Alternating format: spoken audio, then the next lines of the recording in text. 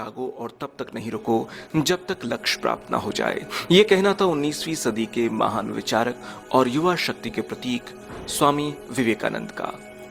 मित्रों, स्वामी जी वो अद्भुत सन्यासी थे जिन्होंने 7 समंदर पार भारतीय संस्कृति की ध्वजा फहराई और पूरे विश्व को हिंदू धर्म के सिद्धांतों से अवगत कराया।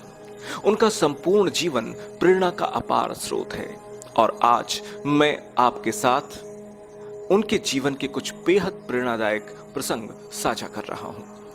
पहला प्रसंग, लक्ष्य पर ध्यान लगाओ। स्वामी विवेकानंद अमेरिका में भ्रमण कर रहे थे।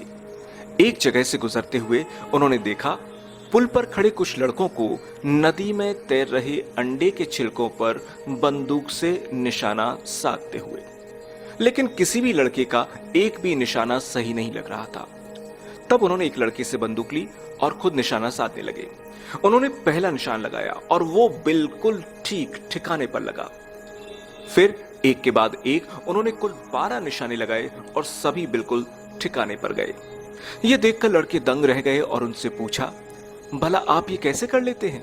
स्वामी जी बोले, तुम भी कर सकते हो अगर तुम अपना पूरा दिमाग उसी काम पर लगाओ तो। अगर तुम निशाना लगा रहे हो तो तुम्हारा पूरा ध्यान सिर्फ और सिर्फ अपने लक्ष्य पर होना चाहिए, तब तुम कभी चूकोगे ही नहीं। अगर तुम अपना पाठ पढ़ रहे हो तो सिर्फ पाठ के बारे में सोचो। मेरे देश में बच्चों को ऐसे ही पढ़ना और कुछ काम करना सिखाया जाता है। दूसरा प्रसंग, डर का सामना। एक बार बनारस में स्वामी जी दुर्गा जी के मंदिर से निकल रहे थे। तभी वहां मौजूद बहुत सारे बंदरों ने उन्हें घेर लिया। वे उनके नजदीक आने लगे और डराने लगे। स्वामी जी भयभीत हो गए और खुद को बचाने के लिए दौड़ भाग करने लगे, पर बंदर तो बंदर पीछे ही पड़ गए और वे उन्हें यानी स्वामी जी को दौड़ाने लगे।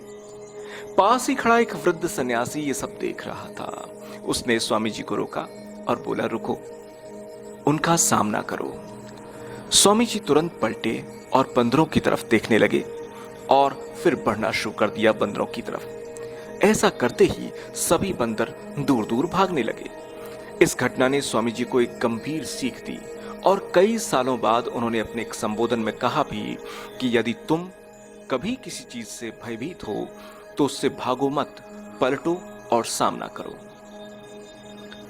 तीसरा प्रसंग, सच बोलने की हिम्मत। स्वामी विवेकानंद प्रारंभ से ही एक मेधावी छात्र थे और सभी उनके व्यक्तित्व और वाणी से प्रभावित रहते थे। जब वो साथी छात्रों से कुछ बताते तो सब मंत्र मुग्ध होकर उन्हें सुनते। एक दिन इंटरवल के दौरान वो कक्षा के कुछ मित्रों को कहानी सुना रहे थे। सभी उनकी बातें बहुत ध्यान से मग्न होकर सुन रहे थे। उन्हें पता ही नहीं लगा कि कब मास्टर जी कक्षा में आए और पढ़ाना भी शुरू कर दिया। मास्टर जी ने अभी पढ़ाना शुरू ही किया था कि उन्हें कुछ फुसफुसाहट सुनाई दी। कौन बात कर रहा है? उन्होंने तेज आवाज में पूछा। सभी ने स्वामी जी और उनके साथ बैठे छात्रों की तरफ इशारा कर दिया। मास्टर जी तुरंत क्रोधित हो गए। उन्होंने तुरंत उन छात्रों को बुलाया और पाठ से संबंधित एक प्रश्न पूछने लगे। जब कोई भी उत्तर नहीं दे सका तब अंत में मास्टर जी ने स्वामी जी से वही प्रश्न किया, पर स्वामी जी को तो मानो सब कुछ पहले से पता था। उन्होंने आसानी से उत्तर दे दिया। यह देखकर उन्हें यकीन हो गया कि स्वामी जी पाठ पर ध्यान दे रहे थे और बाकी छात्र बातचीत में लगे हुए थे।